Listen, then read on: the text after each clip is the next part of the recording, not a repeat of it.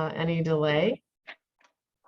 So I want to welcome all of our guests today. I want to thank you for joining us. My name is Lynn Giacobbe, and I'm the CEO of Kendal at Home.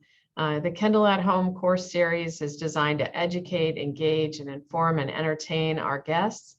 We hope that you, your family, and friends will find time to join us through the fall for many of the courses that we're offering. Most of them are virtual, but increasingly we're trying to get back to some in-person programming. Ryan and I just got back from our first in-person conference in a very long time. So hopefully we see more and more returning back to what we would consider normal. But I think that this virtual format certainly has given us an opportunity to bring programming like this to so many people. And we appreciate the opportunity to do that. We also appreciate the Friends Foundation for the Aging and their generous grant, which has really helped to support this programming and give us the opportunity to be able to extend it to so many people. I'm joined today by my colleagues Ryan Anderson, Sue Whitekin, and Paul Duffy, who are going to be assisting us on this call. Most importantly, our guest today, not that you all aren't important as you are, is I'm welcoming back the University of Maryland professor, Patrick Wohlforth. And Patrick, it's great to have you back with us again. We had enjoyed your conversation with us the last time, and I think this one on voting rights is going to be very timely. And we're very interested in hearing what you have to say today. I'll come back at the end to field questions. So I encourage people to type in your questions in the Q&A section or the chat. And we certainly will leave time at the end for Patrick to answer those questions.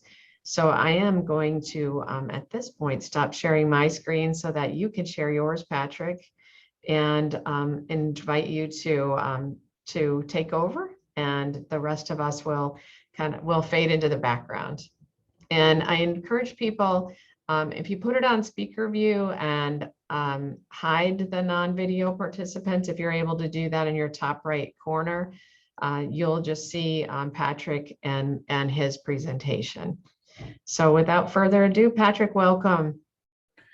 Well, thank you, Lynn. It's great to be here, and it's great to have everyone here today to talk about voting rights in the U.S. Supreme Court. And as Lynn mentioned, she is certainly correct that this is, in a lot of respects, a timely topic for American politics, both at the state and federal levels, and in particular, the U.S. Supreme Court. So what I'd like to talk about today is just kind of an overview of the different parts of the presentation. So first, I want to touch on a bit about the context about voting rights and the debate around voting rights today in this year. Obviously, this has been a debate that has been occurring for many years, but has received, it's been especially prominent in the context of the last few election cycles and some recent Supreme Court decisions. So I'll also touch on the constitutional foundations of voting rights, and then really the key pieces, or some of the key pieces, of the Supreme Court's role in shaping this debate. So in doing so, I want to first take a brief look at the Voting Rights Act, and then two recent Supreme Court decisions that interpreted various parts of the Voting Rights Act, which have really laid the groundwork and context for this debate over voting rights and a lot of the actions that are happening at the state level and that may or may not happen at the federal level. So those cases in particular are Shelby County v. Holder in 2013 and Brnovich v. DNC from last term. Okay, and then I'll end by saying a little bit about the possible future of voting rights in this debate as we move forward here. So here's one look at the voting rights debate from the state level and from a state perspective. So I mentioned, and we all know that this is an especially pertinent topic in American politics today. There's a lot of debate regarding state versus federal, the role of states versus the federal government in regulating voting and elections. And there's been a lot of debate and talk by politicians, whether it be in the context of the last couple presidential elections and debates about election integrity and potential voter fraud, and the extent to which our elections are safe and what have you. And so all of this debate that's been occurring in American politics for several years now has really produced a lot of activity, especially at the state level in terms of legislation. So according to the Brennan Center for Justice, who's compiled this, just this year, what you're seeing is a compilation of various laws that have been passed by states. And in this list is 19 states. This list shows that 19 states have enacted a total of 33 restrictive voting laws. And you can see that these laws run the gamut here. There's a wide variety of laws that have been passed at the state level, usually in the name or with the goal to safeguard election integrity in the eyes of those legislators. So things like submission and delivery and applications for mail-in ballots, absentee voter lists, mail-in ballot drop boxes are increasingly part of the controversy here, signature and ID requirements. The list goes on. There's a long list of state actions that have occurred recently here. And I should emphasize that this shows you a visual of the 19 states that have passed these series of laws. And so you have a lot of states that are active and have been active just since the beginning of this year in passing various restrictive voting laws you can see across the country. On the other hand, we've seen a lot of states that have passed laws aimed at expanding voting access. So as the Brennan Center for Justice reports, 25 states since the beginning of this year have enacted a total of 62 laws expanding voting access. And this has involved everything from expanding early voting to expanding mail-in voting, easing rules on voter registration, language accessibility, greater access to polling places, easing ID requirements. You could see the full list here.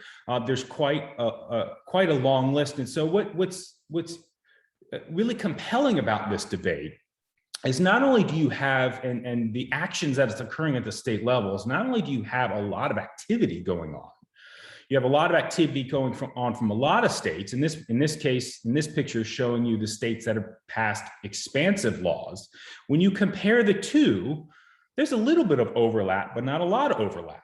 You have some states on the left-hand side, the picture showing the states that have passed restrictive laws are for the most part not the states that have passed expansive laws. And so this is, I believe in a lot of respects, a microcosm of the different goals and thinking and perspectives on this topic across the United States and in American politics today. And if we boil this down to, and a couple ideas here, the debate today really involves around election integrity versus access.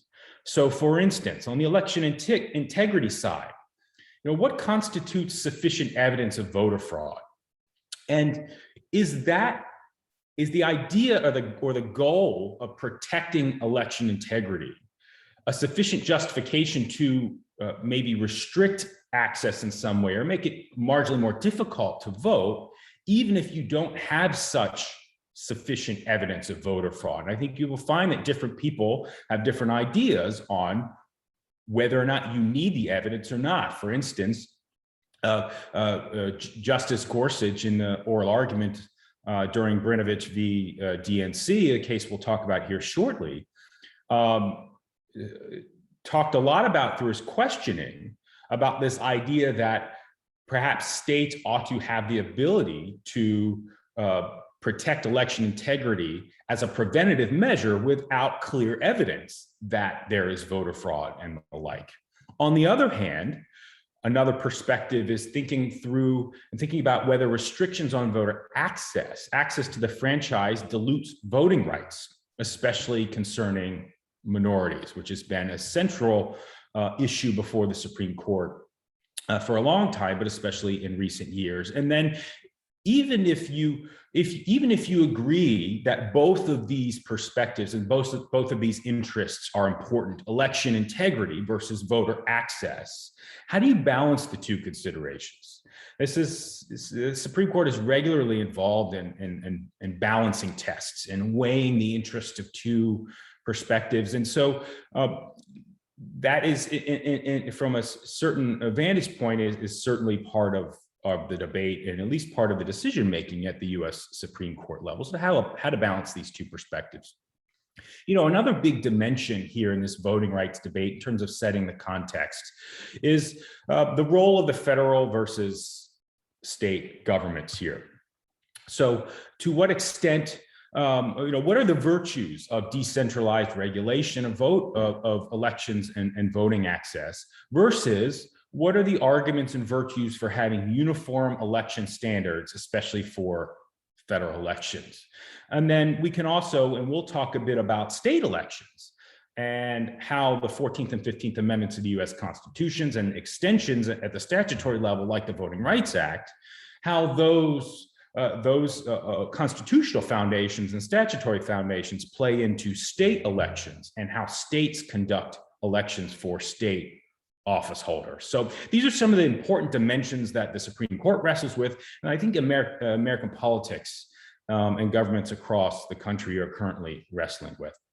So first, I want to overview some of the key clauses in the U.S. Constitution that we can point to that really ground voting rights, and in many ways are grounding the debate around voting rights and are a precursor to the Supreme Court's actions and the recent decisions before the Supreme Court. So, one key clause in the U.S. Constitution concerning voting rights is this dual role for regulating federal elections. So between the states and the federal government. So Article 1, Section 4 of the U.S. Constitution states the times, places, and manner of holding elections for senators and representatives, in other words, members of Congress, shall be prescribed in each state by the legislature thereof, but the Congress may at any time by law make or alter such regulations. So in one sense, this is really one key piece, one key precursor for the debate in terms of whether states should be the primary, if not only ones taking action to regulate elections, and to what extent should the federal government be imposing the particular uniform standards on elections for federal office holders. And so you have, as we've seen earlier, we have a lot of states taking actions regulating the conduct of their elections, and Article 1, Section 4 gives them this power, but that doesn't prevent Congress and the federal government from stepping in and imposing certain uniform restrictions on the states, at least insofar as it regards elections for federal office holders. Next, we can point to another really big key piece of the U.S. Constitution, of course, is the 14th Amendment. You could pair this with the 15th Amendment, which you could pair with the 14th Amendment of the U.S. Constitution. But specifically, the 15th Amendment states that the right of citizens of the United States to vote shall not be denied or abridged by the United States or by any state on account of race, color, or previous condition of servitude. And then importantly, in Section 2, the 15th Amendment gives Congress the power to enforce this principle. And so this is really a key piece of the Constitution in terms of protecting the rights, especially of minority groups, and protecting their access to the franchise and protecting their voting rights. And the 15th Amendment is particularly important because it's the impetus for pieces of legislation like the Voting Rights Act that we will talk about here shortly. But it's also the impetus through which the Supreme Court can issue decisions that may rule unconstitutional various state election practices that affect state office holders. Now, obviously, the 15th Amendment can also apply to federal elections when Congress doesn't enact any restrictions or regulations itself. So really, the 15th Amendment is going to be the key part of the Constitution that we're going to talk about for much of this talk, especially when we get to the Voting Rights Act here shortly, and then Shelby County v. Holder and Brinovich v. DNC. But just to round this out and touch on a few other parts of the Constitution as reminders of certain principles that exist in terms of voting rights. We have the 19th Amendment that establishes the principle that we can't that voting rights need to be protected on the basis of gender and sex as well. Right. The 26th Amendment is similarly for age, in that citizens who are 18 years of older have the right to vote. And then we should also point out, or I should also point out, the 24th Amendment of the U.S. Constitution, which prohibits the use of poll taxes in terms of regulating elections. So these are all key pieces of this kind of constitutional puzzle here. What I want to focus on moving forward, especially as I talk more about the Supreme Court's role here, is really centered on the 15th Amendment, the Voting Rights Act, and the voting rights debate that's currently going on with respect to how certain regulations and election practices may have disparate impacts on different races and ethnicities. That really has been the key question that has come before the US Supreme Court in various forums and is also central to the debate in American politics today. So first off, a very brief one-slide history of the Voting Rights Act of 1965. As I mentioned, the Voting Rights Act of 1965 was a key piece of legislation pursuant to the 15th Amendment Section 2 enforcement power, where the federal government was taking more steps to actually combat discrimination in voting and elections, especially with respect to race. And so what we see here is two key pieces of the Voting Rights Act that I should highlight. Number one, if you look to Section 2, Section 2 sets out a permanent means through which one can engage in lawsuits and challenge in federal court discriminatory election practices. So this was always, as I mentioned here, this was always intended to be permanent, but it's a solution after the fact. So in other words, if a state passes a law and regulates or changes its election practices, and someone views that as being as in some way being discriminatory, whether in effect and or purpose, you could take them to court. You can challenge that provision in federal court and try to have it struck down. That is certainly one key piece of the Voting Rights Act, but perhaps the most important piece of the Voting Rights Act at the time was the Section 5 so-called pre-clearance procedure. So what the initial and subsequent revisions of the Voting Rights Act of 1965 did in Section 5 was to force certain states and localities that had a history of discriminating on the basis of race in terms of their election practices to have to get prior approval from either the Attorney General within the U.S. Department of Justice or a special 3-district court judge panel in the District of Columbia. They have to get prior approval from one of those two sources before instituting some change in that state's voting practices. Now, two key points about Section 5 in the Voting Rights Act is when it was originally drafted and passed, it was intended to be temporary. And so unlike Section 2, which was permanent under the language of the statute, Section 5 was intended to be temporary, excuse me. And pre-clearance didn't cover the entire United States. So Section 2 applies everywhere. Section 5, under the original Voting Rights Act, only applied to so-called covered jurisdictions defined under Section 4. So in Section 4, there is or was before Shelby County v. Holder a coverage formula that essentially identified various states and localities, counties in particular states, when a state wasn't fully covered by the formula, that had a history of discriminatory practices, various devices like poll taxes and literacy tests and grandfather clauses, the sorts of predominantly Jim Crow practices that meant to suppress the voting rights of minorities, in addition to available data on voter registration and turnout deficiencies across the United States. And so what you had after the Voting Rights Act of 1965 was a group of states that, again, that fit under these criteria, that had a history of discriminatory practices and these sorts of deficiencies, that had to get pre-clearance, had to get prior approval from the federal government or a federal court in order to change their election practices.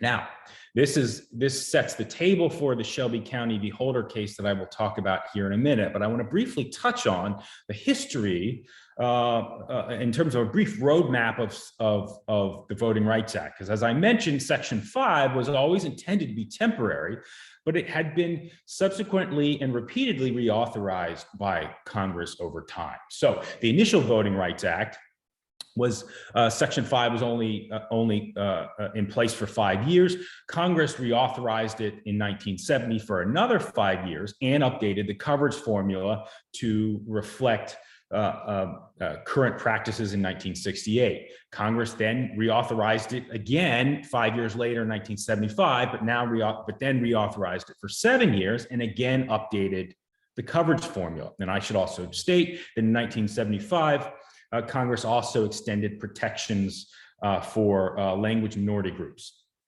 so that states couldn't use certain election practices that made it difficult for non-English speakers to participate.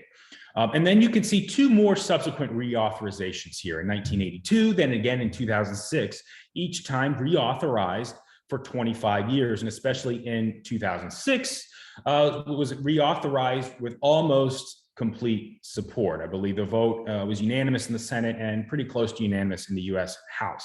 The key difference here, which sets the table for the Shelby County v. Holder case here in a minute, is that in 2006, when Congress reauthorized the Voting Rights Act, it didn't update the coverage formula and basically hadn't updated the coverage formula since 1975 based on conditions in 1972. And so that lays the groundwork for a judicial challenge of this pre-clearance procedure. And that was the main issue here in Shelby County v. Holder in 2013. In particular, the challenge was that the VRA's extraordinary measures, including especially the permanent, the Section 5 and Section 4 pre-clearance procedure here, that was no longer constitutional, that it was no longer constitutionally permissible and defensible in terms of its disparate treatment of states. And so this was the main question that the Supreme Court considered.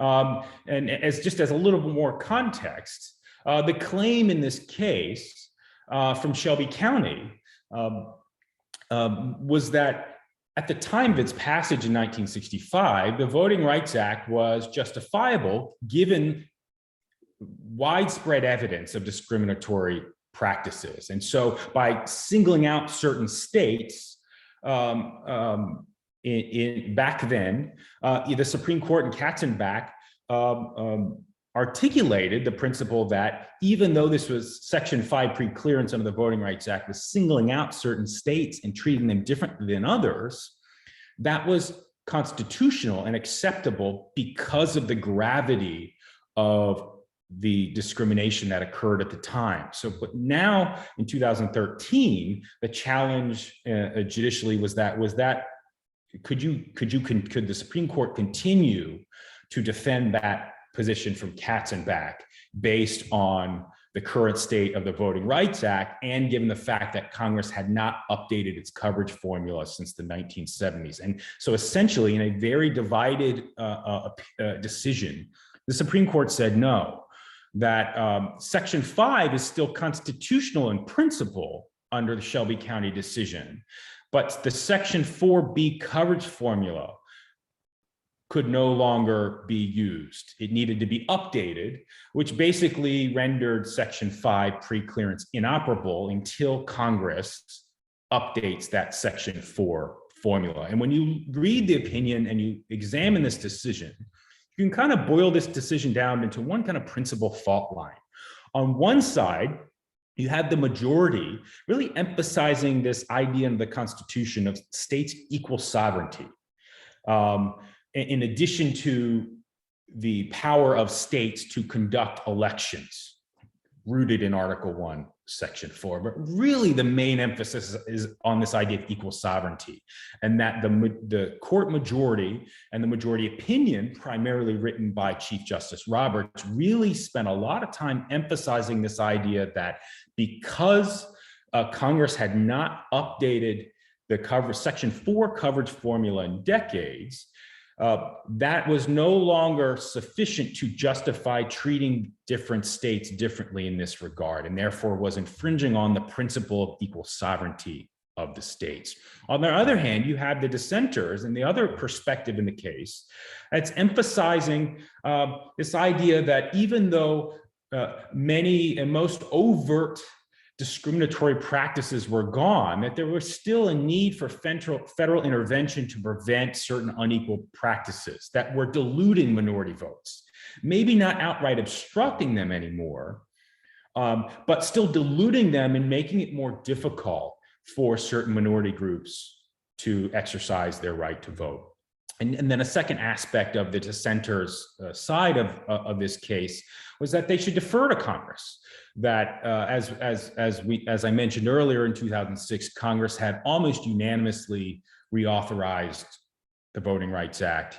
And so even though it didn't update the coverage formula, that the kind of more subtle dilution of minority votes still justified treating certain states differently under the Voting Rights Act.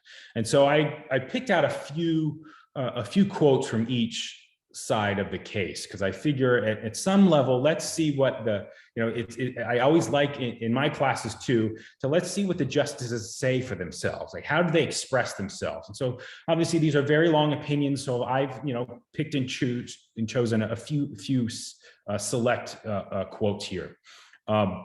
So Chief Justice Roberts says, among other things, nearly 50 years later, things have changed dramatically. In the covered jurisdictions, voter turnout and registration rates now approach parity. Blatantly discriminatory evasions of federal decrees are rare, and minority candidates hold office at unprecedented levels. The tests and devices that blocked access to the ballot have been forbidden nationwide for over 40 years. He then goes on to say, there is no doubt that these improvements are in large part because of the Voting Rights Act. The act has proved immensely successful at redressing racial discrimination and integrating the voting process. Yet the act has not eased the restrictions in Section 5 or narrowed the scope of the coverage formula in Section 4B along the way. Those extraordinary and unprecedented features were reauthorized as if nothing had changed. So again, he's reiterating or expressing this idea that pre-clearance in Section 5 based on principle is fine, but that there needed to be an updated justification for updated means in Section 4 for identifying which states and localities should be covered and which don't have to be subject to pre-clearance. A couple other parts of his opinion. Coverage today is based on decades-old data and eradicated practices. In 1965, the states could be divided into two groups, those with a recent history of voting tests and low voter registration and turnout, and those without those characteristics. Congress based its coverage formula on that distinction. Today, the nation is no longer divided along these lines, yet the VRA continues to treat it as if it were. And then he kind of sums up by saying, Congress's failure to act leaves us today with no choice but to declare Section 4B unconstitutional. The formula in that section can no longer be used as a basis for subjecting jurisdictions to pre-clearance. On the other side, again, the perspective from the dissenters and an opinion written by the late Ruth Bader Ginsburg, joined by Brian Sotomayor and Kagan, really emphasized these more subtle ways of diluting minority votes, votes of those from minority groups, and as a means to justify that the VRA should continue to be operable in this regard. So part of her opinion states, although the VRA wrought dramatic changes in the realization of minority voting rights, the act to date surely has not eliminated all vestiges of discrimination against the exercise of the franchise by minority citizens. Jurisdictions covered by the pre-clearance requirement continued to submit in large numbers proposed changes to voting laws that the Attorney General declined to approve, auguring that barriers to minority voting would quickly resurface were the pre-clearance remedy eliminated. So again, the dissent is taking the perspective that the VRA is responsible for the improvement.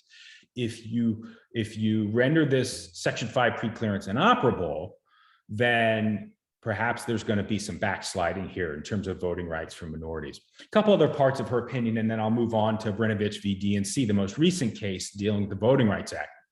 So Ginsburg goes on to say, second-generation barriers come in various forms. One of the blockages is racial gerrymandering, the redrawing of legislative districts in an effort to segregate the races for purposes of voting. Another is adoption of a system of at-large voting in lieu of district-by-district voting in a city with a sizable Black minority. By switching to at-large voting, the overall majority could control the election of each city council member, effectively eliminating the potency of the minority's votes. And then lastly, one final quote here. Congress also received evidence that litigation under Section 2 of the VRA was an inadequate substitute for pre-clearance in the covered jurisdictions. Litigation occurs only after the fact when the illegal voting scheme has already been put in place and individuals have been elected pursuant to it, thereby gaining the advantages of incumbency. So if you take a step back here, just to reiterate, one key importance of the Voting Rights Act that you see expressed through this dissent is its ability to curb discrimination of minority voting rights, not only in federal elections, but also in state elections. And therefore, the dissent and Ruth Bader Ginsburg also emphasized this idea that while Section 2 is permanent, as we talked about, that occurs after the fact, after state has already changed its law and perhaps has already been allowed to have full effect for some time. And so therefore, it's no replacement for the pre-clearance procedure under Section 5. Now, that sets the table for what I started out with at the beginning of this talk, which is just in last year, all of these state actions. Some of those states would have had to get pre-clearance from the Department of Justice or the DC District Court in order to proceed with those changes. Not all those states, of course, but some of them certainly would have had to. So Shelby County, on one hand, has laid the groundwork for many more changes in terms of election practices that have contributed to this debate that's going on today. A second key piece that involves the US Supreme Court is its recent decision from last term in Brnovich v. the Democratic National Committee. And so what you have going on in this case centrally involves Section 2 of the Voting Rights Act. And it applies or interprets Section 2 of the Voting Rights Act as applied to two particular Arizona voting policies that have been acted into law in Arizona. So one was the so-called out-of-precinct policy, the idea that, and the principle that under Arizona law, someone that submitted a ballot in person must go to their assigned precinct. And that if they submit a ballot in person to a precinct that they're not assigned to, it will be discarded entirely and voided, and therefore not count in the election results. Secondly, the other policy was the so-called ballot harvesting policy, where Arizona law prohibited third parties, excluding immediate family members and caregivers, from collecting and submitting early mail-in ballots. Okay, so it meant that if you didn't have the means to submit your ballot, or you just wanted to give it to someone to deliver it for you, that person wasn't or isn't a family member, immediate family member or caregiver, then that would be covered under this ballot harvesting procedure, and therefore those ballots would also be null and void. And so these particular practices were challenged under Section 2 of the Voting Rights Act, and so they got to the Supreme Court, and so the Supreme Court, in this case, was deciding whether or not these two policies violate Section 2 of the VRA, based on the argument that they were that they are discriminatory both in intent and or effects. And so what the Supreme Court decided just last year was that no, these two election practices do not violate Section 2. And by a 6-3 vote, we get a majority opinion from Justice Alito, joined by Roberts, Thomas, Gorsuch, Kavanaugh, and Amy Coney Barrett, that emphasize a few things. So first off, if you go to the Section 2B of the Voting Rights Act, you'll see the principle that election processes, and practices need to be, quote unquote, equally open, and everyone must have an equal opportunity to vote, and that when courts judge these judge practices that are being challenged in light of Section 2 of the Voting Rights Act, that one must consider the totality of circumstances. And so in the views of the majority coalition, neither law, neither policy imposes a burden that surpasses the, quote, usual burdens of voting. In other words, any racial impact is small in absolute terms. So one key distinction and one key point of disagreement between the majority and the minority, and I'll show you some of the opinion language here in a minute, was that the majority was, in a sense, contextualizing the burdens of these policies within the larger electoral scheme within the state of Arizona. In other words, in the majority's view, it's okay if there's a minimal or small burden placed on minority groups, so long as it's relatively small in absolute terms. Whereas the dissenting side took a more targeted look and a more stringent look at this and saying any burden is too much, essentially. And so that even if it's small, it's too much. And then the other side of this decision is, as I mentioned at the outset, the interest or the argument about election integrity and attempts to combat voter fraud. And so the court majority emphasized that Arizona has a legitimate interest in preserving election integrity, and they didn't find any evidence, in their view, of discriminatory intent. So without discriminatory intent, and in the views of the majority justices, that the effects were relatively small, especially when viewed in the context of multiple and various means to submit a ballot in Arizona, that they didn't view these policies as violating Section 2. Now, as I mentioned earlier, another key point of distinction here in terms of the legitimate interest in preserving election integrity, the argument about combating voter fraud, is you see different ideas and perspectives among the justices on what's the threshold condition. Or should there be a threshold condition? So some justices would argue that you actually need to see evidence of voter fraud before there's a legitimate interest in preserving election integrity, whereas some justices think that there's an interest in preventing it from the get-go. So some parts of the opinions here. So if you go to Justice Alito's, majority opinion, I've got a couple quotes from this opinion that kind of emphasizes some of these points that I've summarized. So he says, Arizonans who receive early ballots can submit them by going to a mailbox, post office, an early ballot drop box, or an authorized election official's office within the 27-day early voting period. They can also drop off their ballots at any polling place or voting center on election day. And in order to do so, they can skip the line of voters waiting to vote in person. Making any of these trips, much like traveling to an assigned polling place, falls squarely within the heartland of the usual burdens of voting.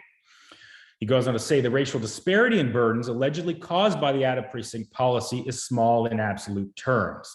I'll skip to the end. A policy that appears to work for 98% or more of voters to whom it applies minority and non-minority alike, is unlikely to render a system unequally open. So again, the majority is emphasizing what they view as a very small burden.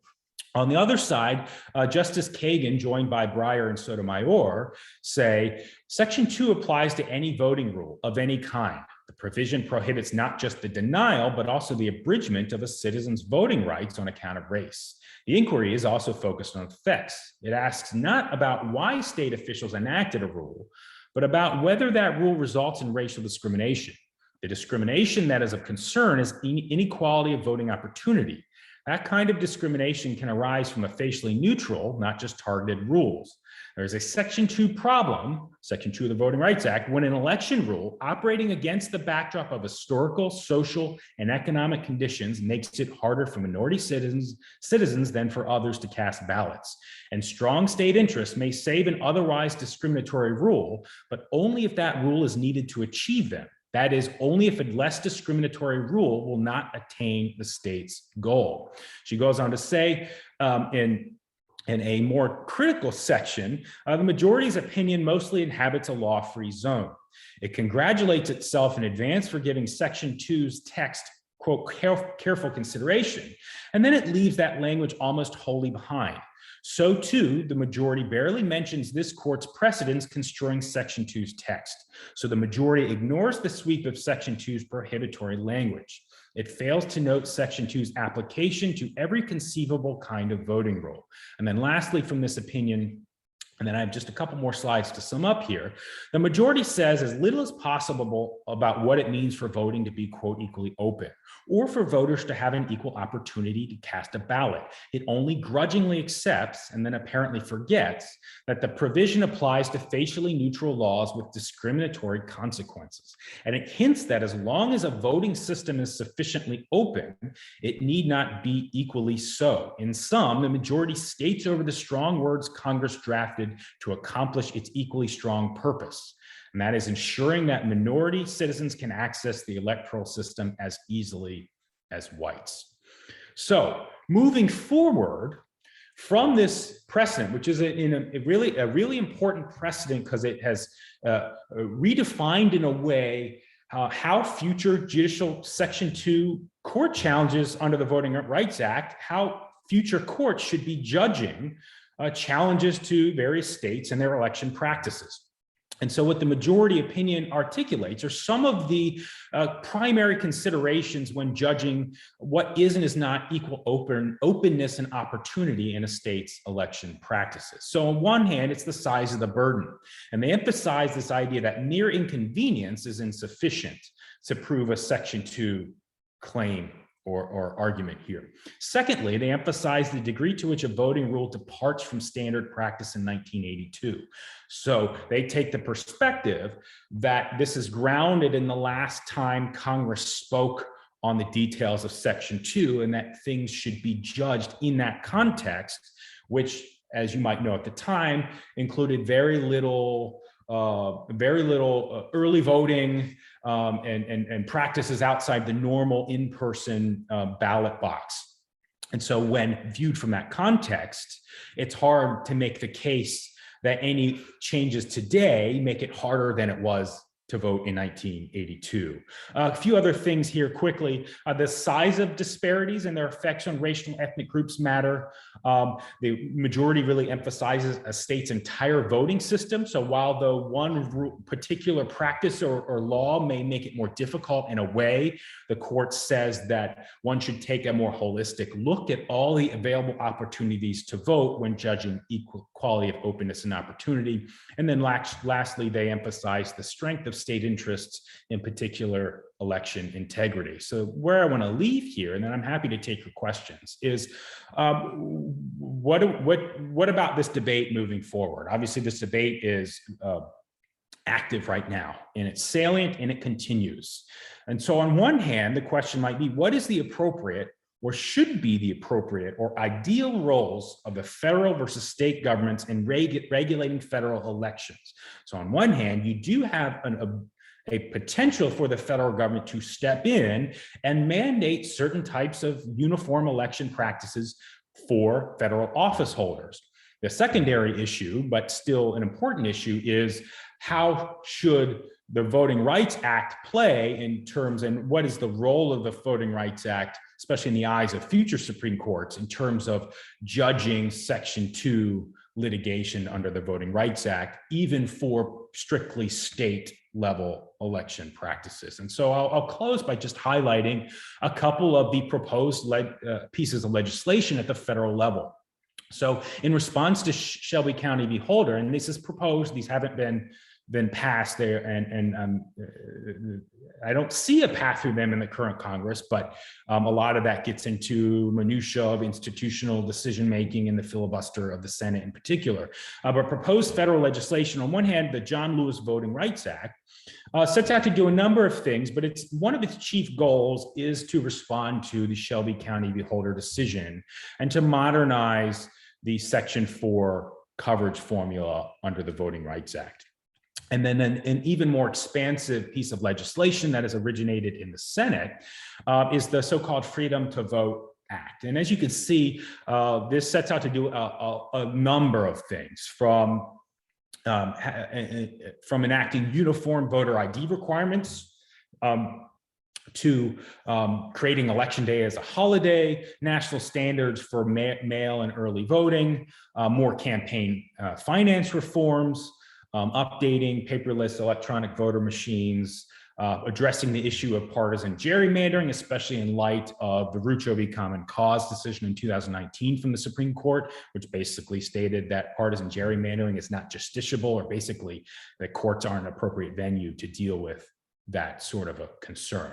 So I will stop there. Thank you for listening, and I'm happy to take your questions.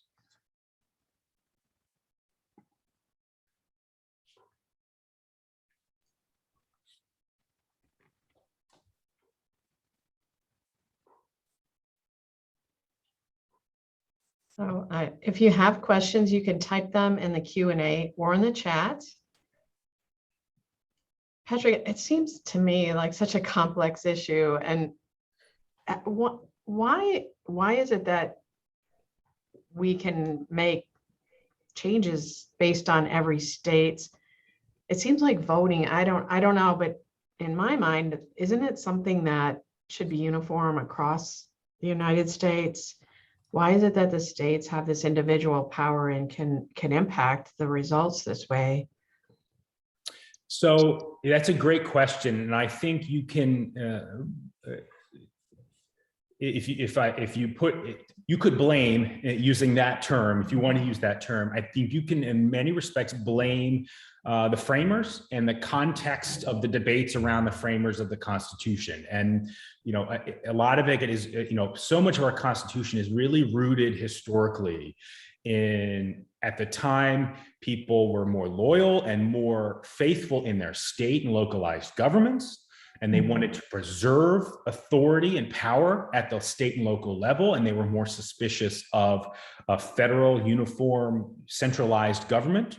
And so this is one way, among others in the Constitution, that the framers retained and preserved certain abilities and power for state governments that have continued to reverberate. So on one hand, that's part of it. So why didn't the framers of the Constitution just give Congress the ability to regulate elections for federal office holders? I think that's part of the answer, is either they wanted to retain a role for kind of more decentralized, localized government. On the other hand, you bring up a good question in terms of why aren't there federal uniform standards even for elections in general? And then you get into kind of more jurisdictional interests and issues about does Congress under the Constitution have the power, should they have the power to regulate elections that even affect primarily state offices in our federal Constitution? So that's also, if you're going to blame something, it's our federal system of government again, that because we have a federal system of government and we have states that are empowered to do lots of things, the federal government, beyond the interest in combating discriminatory practices, can't really reach to the state level in that regard. Okay, thank you. So we have a question asking, how does the Electoral College fit into this discussion? So I guess the Electoral College in terms of voting rights. The Electoral College is an interesting institution, of course, and in terms of, are you thinking about? I'm assuming the question is maybe getting at voting rights with respect to the maybe disproportionality inherent to the Electoral College. If that's the case, I mean, I think the Electoral College is another example of an institution and a set of practices under the Constitution that, again, preserved some influence for the states. The fact that the formula is based on congressional representation, in addition to the 3 electoral votes for the District of Columbia. What you have then is a system, just like the Senate and the House, where the framers of the Constitution wanted to preserve some state-based interest without regard to population. And so that has, persisted. And so, some are concerned that the Electoral College doesn't, automatically, as we know from some recent elections, reflect the popular vote. And that you really can trace back to the framers of the Constitution and balancing the interests of states and the federal government at that time too. Okay. Rosemary, I know that was your question initially. I gave you an opportunity to speak out loud if you had any further questions you wanted to ask, or if you wanted to clarify at all. Please do. Oh, I just was concerned about the legality of some of the things that went on in the last election and how this would impact people's rights in terms of voting. That it seemed like such a frail system. Are you thinking of anything in particular in terms of things that happened? Well, because particular states were sort of highlighted as being having a fraudulent vote, and therefore to throw out their vote. And does voting rights have anything to say about that? Because then the rights that are attached to individual voters will be lost if these were thrown out. Sorry, my golden doodle was starting to answer your question. I think the best way to think, or the way I would think about this, is you've got partisan politics and you've got voting rights, and there's an overlap, but I think there's some separation here. And so I think in part of the way I see it is part of what has happened in recent electoral politics in the context of the presidential elections in particular are a concern by some for voter fraud and election integrity. And that certainly, to the extent that that's true, touches on voting rights.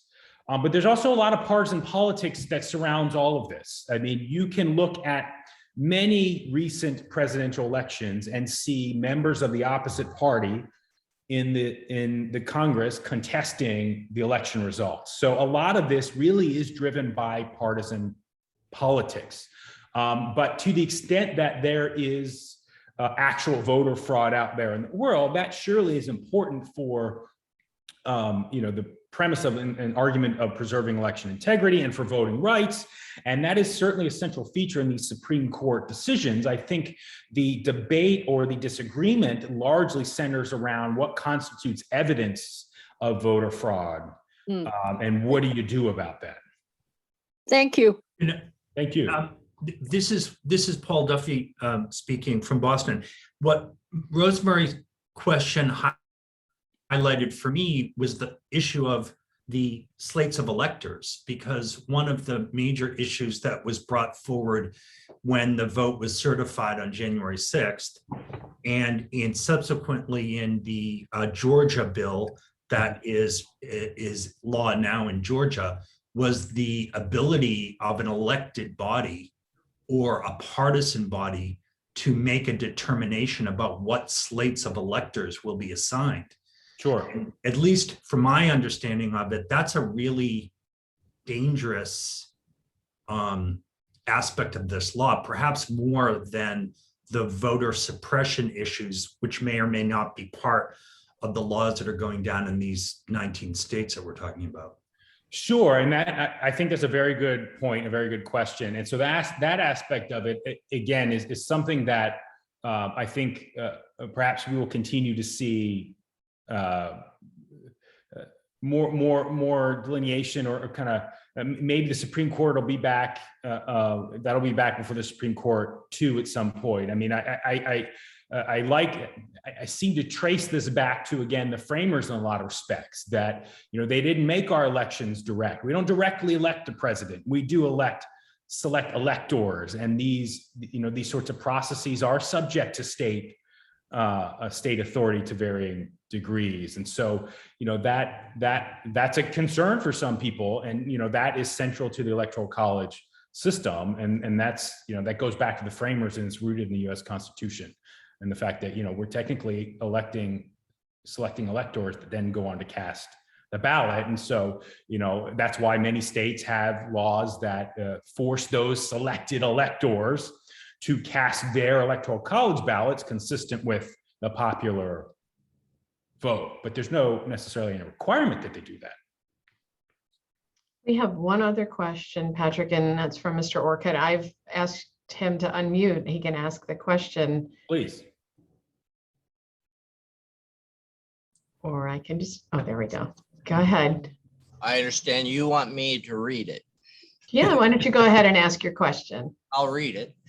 Does Robert's opinion with respect to the VRA not constructively, clearly claim that Congress can act at any time to update the VRA and thus make moot the Supreme Court's negation? So is your question, does Roberts' opinion clearly state that Congress can update Section 4? Yes. My reading is that that's exactly what that's what Roberts intended, and is saying that Congress can pass a law to update Section 4 now, and then in theory, an updated formula based on current practices and data with respect to registration or any other metric that Congress may wish to introduce into the formula, that would make Section 5 pre-clearance operable again. But of course, as we know in politics today, that would surely get challenged on the basis that isn't, you know, and I'm sure that the proposed link, if you assume a world, let me back up, if you assume a world in which Congress updates its formula and it's connecting that formula to the presumption that these are the areas where there are still voter dilution discriminatory practices, I would still expect that act of Congress to be challenged on the basis that it doesn't by someone. However, though, there would be no stare decisis where what the court did in this case is any precedent whatsoever, given all conditions changed if they rewrite it. They wouldn't, yeah, they can do whatever they want to in the court, but they would have to start all over. Sure, yes. So they would have to start all over in terms of justifying the criteria under Section 4 in order to make Section 5 operable. I agree with that. I think that's what you're getting at. Yep. Yes, I agree with that. Because yes, so another way to interpret this case is that a larger significance of the Voting Rights Act is it by not making Section 4 null and void, that now Congress has to start from scratch in terms of recreating a Section 4B formula that then can be justified in further litigation because it would surely get challenged. Yep. Does the Lewis Act do that? Pardon? The Lewis Act? Oh, yeah. So I can't remember the details of its coverage formula. I do know that is what it's trying to do, but I don't remember specifically the means through which it seeks to update Section 4B and the specific data that it uses. Well, of course, there'll be debate and we'll find out. Yes. I'm joking. There's some truth to that, though. Thank you. for your question. Right. And thank you. And we have one other question from Linda. It says, because of partisan voting patterns, there are other kinds of discrimination in these new restrictive laws. For example, students living away from their official addresses, elderly voters in facilities, other minorities besides only African Americans. Does the Voting Rights Act pertain only to AA discriminatory practices? Does that explain why the second Voting Rights Act is necessary? Are there any valid reasons other than partisan interest which justify Republican opposition to all reforms? Are there reasons justifiable? That's a lot. Well, great question. Thank you for the question. I mean, the Voting Rights Act is specifically targeting discrimination on the basis of race and ethnicity, as you know, and also on the basis of language and minority groups in that way, which is just another way of kind of operationalizing, I think, race and ethnicity in a way. So the short answer is the VRA doesn't go beyond that. And the extent to which you could go beyond that, I think, would depend, if I'm trying to think like how I would expect a Supreme Court to view something like this, whether or not the Supreme Court wants to allow this sort of federal intervention on issues that go beyond race and ethnicity. And so what we do know from a lot of the way in which the Supreme Court tends to approach civil rights cases in terms of applying strict scrutiny versus intermediate scrutiny versus the rational basis test and that sort of thing is they have traditionally applied they have traditionally separated issues of race and ethnicity from other group distinctions. So there's race and ethnicity, and fundamental rights tend to be different than other group-based distinctions. Now, on one hand, voting is a fundamental right. And so I could, perhaps you could see an argument where other types of disparate impact, which I think is what the question is getting at, you could maybe imagine a congressionally passed law that does get supported by a Supreme Court because it infringes on the right to vote in any way. I think there's a special sensitivity in American government historically and before the Supreme Court for issues of race and ethnicity. So I think it would, on some level, be an open question about whether or not federal intervention can continue to be justified in other ways. And then you'll get into questions of, okay, well, what's the evidence you have for disparate impact? And is that actually disenfranchising citizens and or diluting their votes? And so that's a very long-winded answer to say there's a very great interest amongst the Supreme Court and the government generally about protecting voting rights. But once you start talking about laws passed by a federal government imposing things on the states, they're going to have to justify those things on certain bases.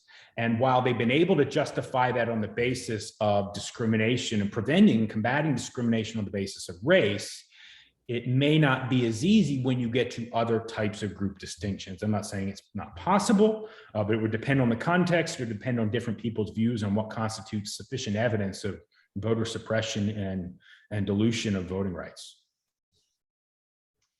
Okay, I think we have maybe one last question. I know we're a little over time, Patrick. This one is, can you comment on what Ohio and Massachusetts, our two Kendal states, or Kendal at home states anyway, are doing on the scale of access versus integrity? Sure. Let me bring up my slides because those obviously are not my home states, but I know Massachusetts has been active. I don't know Ohio off the top of my head, but in terms of just the last year, like the data I collected here or the data I presented that was compiled by the Brennan Center, Massachusetts appears in kind of expanding voter access. So just over the last 9 months, you can see Massachusetts has expanded early voting. They've expanded mail-in voting. Let's see what other ways. Access for voters with disabilities has been expanded by Massachusetts. I don't see any activity recently from the state of Ohio, and I don't know Ohio off the top of my head in terms of what has been happening in Ohio.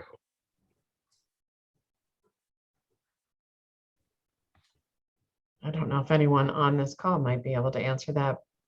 Might be better, probably better than me. I know my state of Maryland pretty well, but it's a great question. But Massachusetts certainly has been taking actions to expand access in various ways. Right. Well, Patrick, thank you so much for your time today and for sharing your expertise with us once again. We appreciate it. And thanks to everyone for joining us. I'm just going to give you a heads up in terms of our upcoming programs and what we have coming up in the next month. Actually, we've got a few programs on Thursday, November 4th at 2 o'clock, Planning for a Healthy Future with Kendal at Home. So if you are not a member or thinking about learning more about Kendal at Home, you can join us for that session. On Tuesday, November 9th, actually one of our board members, a Quaker and also a Baldwin Wallace professor, Alan Culp, is going to begin a series of programs on spirituality, well-being, and the wholeness of life.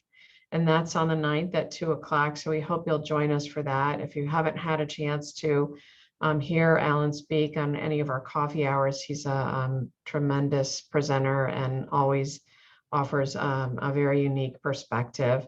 And on Friday, November 12th at 11 a.m., we'll actually hear from one of our members, accidental artist, Painting with Pixels, Kendal at Home member Sheila Markowitz.